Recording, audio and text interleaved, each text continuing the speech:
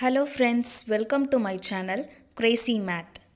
இன்றைக்கி இந்த வீடியோவில் யூனிட் 2லேருந்து இல்லஸ்ட்ரேஷன் நம்பர் 6 to 10 பார்க்க போகிறோம். வீடியோக்குள்ளே போகிறதுக்கு முன்னாடி நம்ம சேனல் யாராவது சப்ஸ்கிரைப் பண்ணாமல் இருந்தீங்கன்னா மறக்காமல் சப்ஸ்கிரைப் பண்ணிக்கோங்க. பக்கத்தில் இருக்க பெல் ஐக்கனையும் கிளிக் பண்ணிக்கோங்க. Illustration number 6.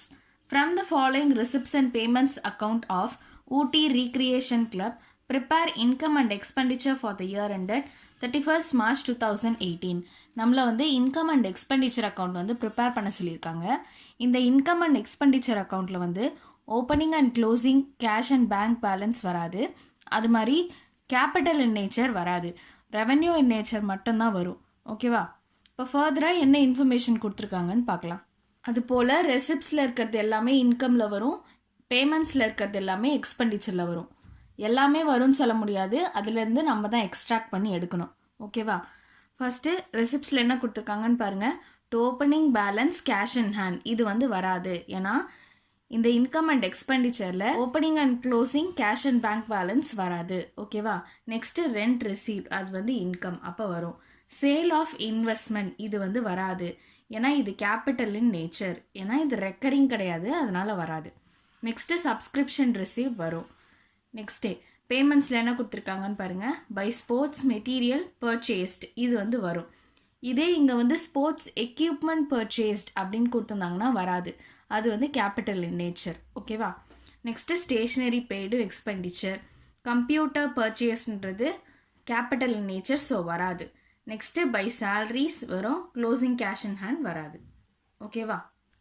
கொஷின் புரிஞ்சிருக்கும்னு நினைக்கிறேன். ஆன்சர் எப்படி போடுறதுன்னு பார்க்கலாம். ஃபஸ்ட்டு இந்த books of Ooty recreation club income and expenditure account for the year ended 31st March 2018 எழுதிட்டு expenditure amount, income amount. First எக்ஸ்பெண்டிச்சரில் என்னெல்லாம் வருது? ஸ்போர்ட்ஸ் மெட்டீரியல் பர்ச்சேஸ் 10,000 கொடுத்துருக்காங்க. இப்போ to sports material purchased 10,000. Next stationery paid வந்து 7,000, சேலரிஸ் 20,000 இருக்குது. அவ்வளோதான் எக்ஸ்பெண்டிச்சரில் இருக்குது. இப்போ இன்கமில் என்ன இருக்குது? By rent receive 10,000, by subscription receive 54,000. இப்போ எந்த சைடு அதிகமாக இருக்குதுன்னு பார்த்தீங்கன்னா இன்கம் சைடு தான் அதிகமாக இருக்குது. ஸோ இது எல்லாத்தையும் ஆட் பண்ணால் 64,000 கிடக்குது. இந்த 64,000லேருந்து 10,000, 7,000, 20,000 இது எல்லாத்தையும் லெஸ் பண்ணிங்கன்னா 27,000 கிடைக்கும். இந்த 27,000 என்னதுன்னா சர்ப்ளஸ்.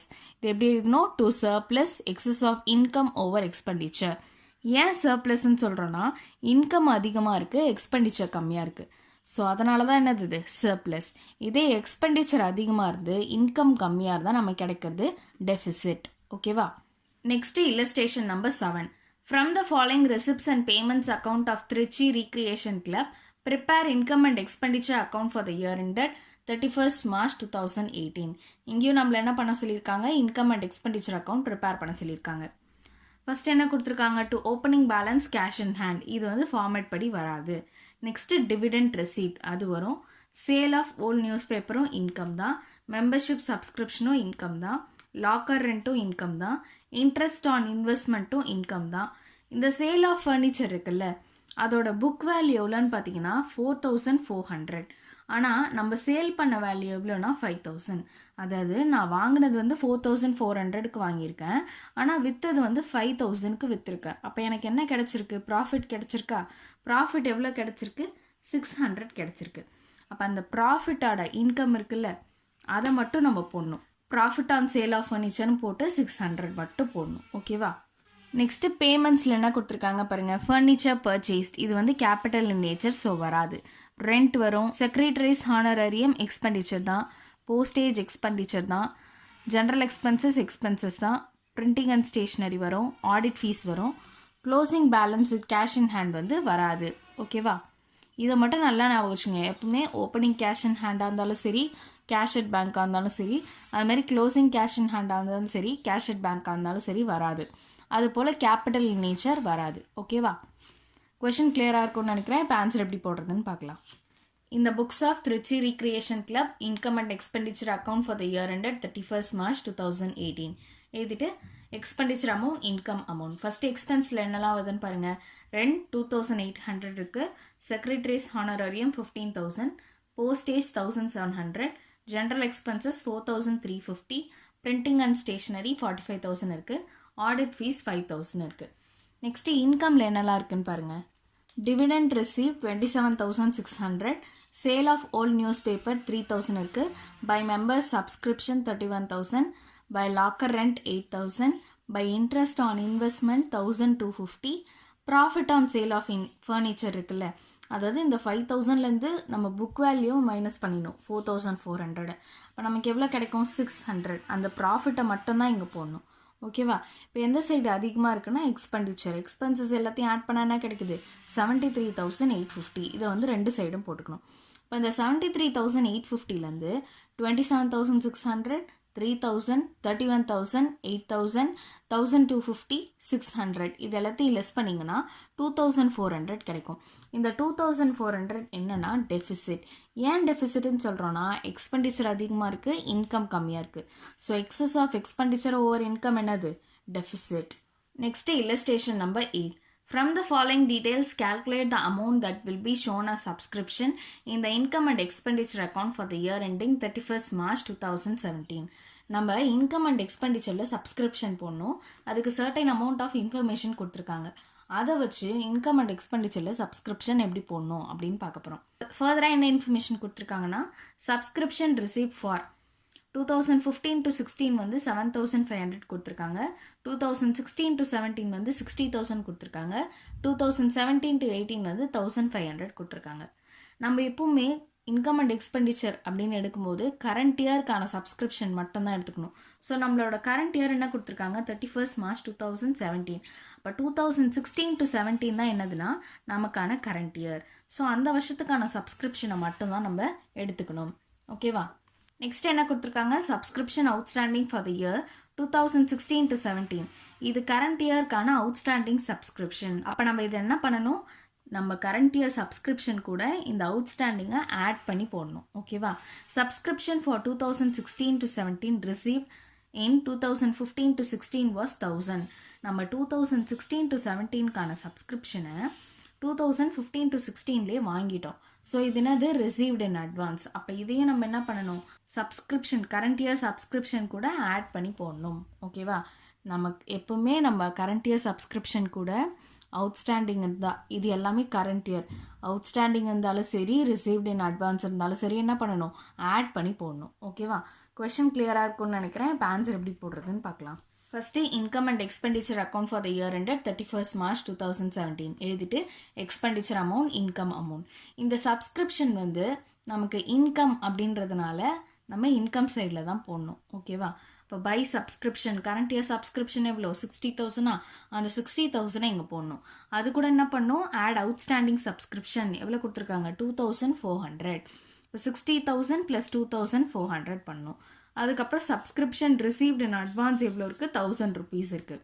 அப்போது subscription received in advance 2015 to 16 for 2016 to 17 is 1,000. ஓகேவா? இப்போ இது எல்லாத்தையும் ஆட் பண்ணிங்கன்னா 63,400 கிடைக்கும். இதுதான் நம்மளோட சப்ஸ்கிரிப்ஷன். இதை வந்து இன்கம் அண்ட் எக்ஸ்பெண்டிச்சரில் தான் காட்டணும். ஓகேவா? Next illustration number 9. How the following items will appear in the final accounts of the club for the year ending 31st March 2019. இது வந்து ஃபைனல் அக்கௌண்ட்ஸில் எப்படி வரும்னு கேட்குறாங்க. அப்போ நம்ம இன்கம் அண்ட் எக்ஸ்பெண்டிச்சர் அக்கௌண்ட்டில் எப்படி வரும்னு காட்டணும், பேலன்ஸ் ஷீட்டில் எப்படி வரும்னு காட்டணும். ஓகேவா? ஃபர்தராக என்ன இன்ஃபர்மேஷன் கொடுத்துருக்காங்கன்னு பார்க்கலாம்.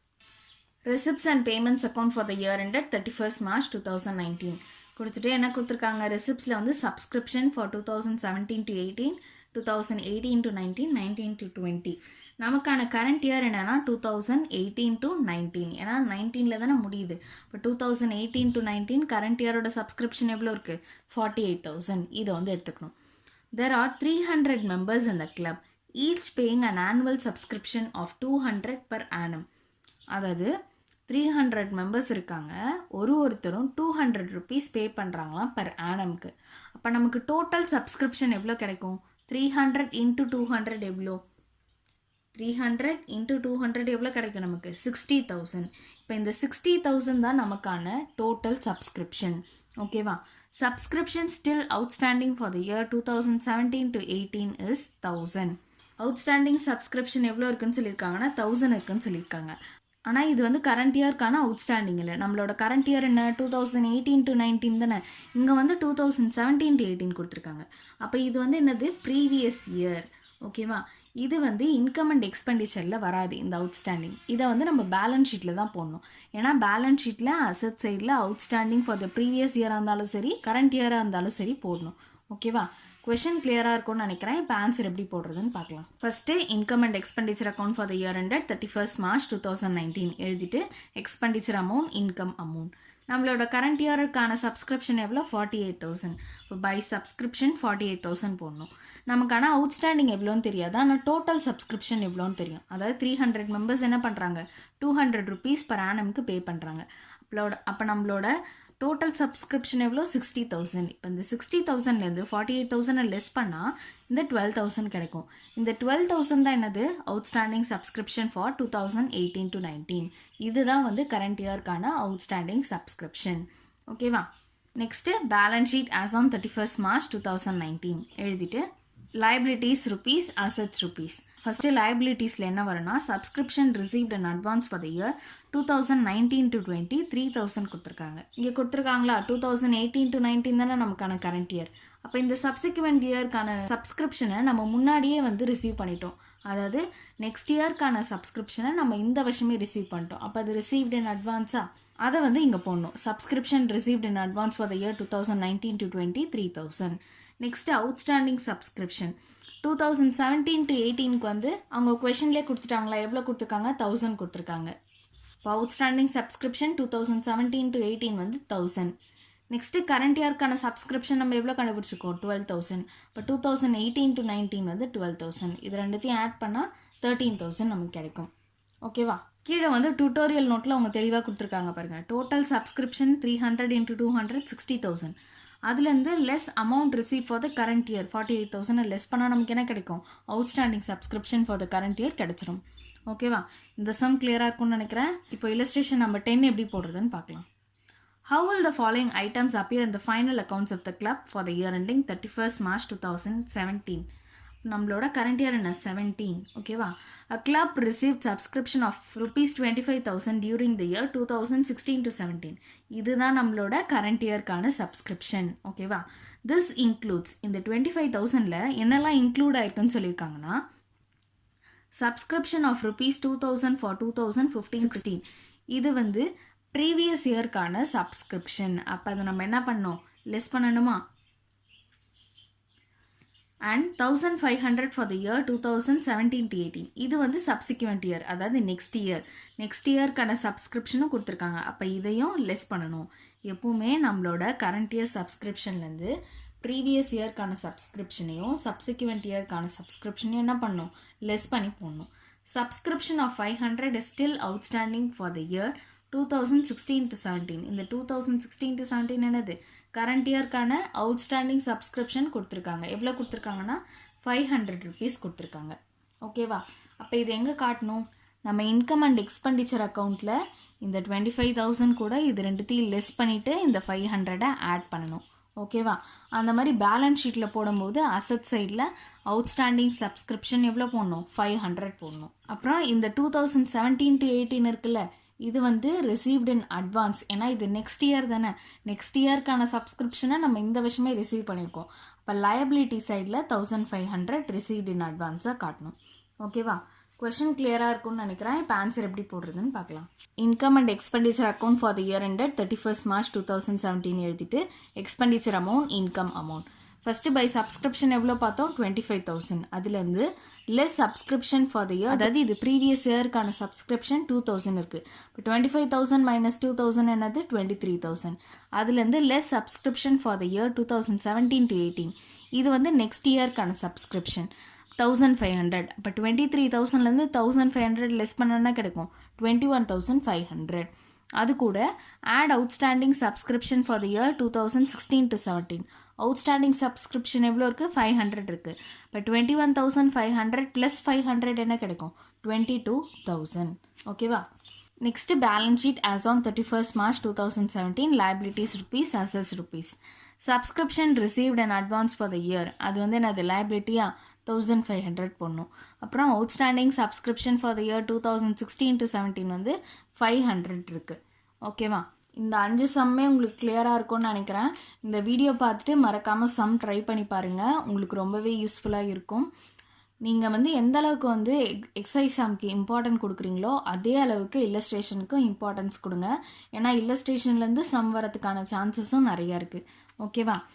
இந்த வீடியோ உங்களுக்கு பிடிச்சிருந்ததுன்னா மறக்காமல் ஷேர் பண்ணுங்கள், சப்ஸ்கிரைப் பண்ணுங்கள், பக்கத்தில் இருக்க பெல் ஐக்கனையும் கிளிக் பண்ணுங்கள். அப்போ தான் நான் கொடுக்குற ரெகுலர் அப்டேட்ஸ் உங்களுக்கு கிடைக்கும். தேங்க்ஸ் ஃபார் வாட்சிங்.